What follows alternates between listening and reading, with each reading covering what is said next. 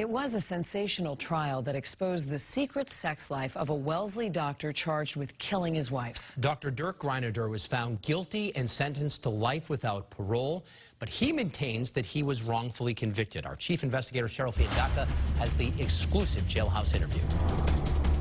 How do you wish to plead, not guilty or guilty? Not guilty. All these years later, you still say you did not kill your wife? No, I did not do this. I did not do this. I did not murder May. Dirk Greineder has spent more than 20 years behind bars for a crime he says he didn't commit. I cooperated with the police. Basically, they focused on me from day one. Wellesley police are looking for clues that will lead them to a killer. It was Halloween morning, 1999. Dr. Dirk Greineder says he left his wife Mabel, who he called May, to rest during their Sunday dog walk around Morse's Pond in Wellesley. Come at the pond. Someone attacked her. It's definitely an attack. Greineder says he made that 911 call after finding his wife bludgeoned and stabbed. Police say DNA evidence, along with a knife, a hammer, and gloves found in a nearby storm drain linked Greineder to the murder. All the DNA that was on my case was trace DNA, which is such a tiny amount. It was probably present on my wife's skin. Because we lived together, we slept in the same bed together. But Greineder believes what really convicted him was the evidence that he was secretly involved with prostitutes. Close to 25 to 30% of my trial was based on the fact that I had called some escorts.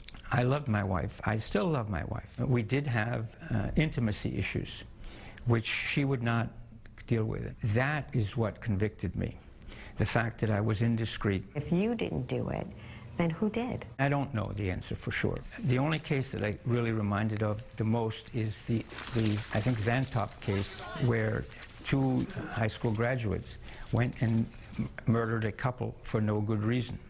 Essentially thrill killing. It's a theory Greineder's youngest daughter also thinks is true.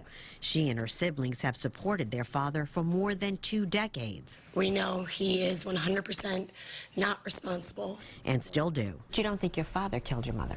Absolutely not. My father is an incredibly gentle and kind human being. He is my hero, and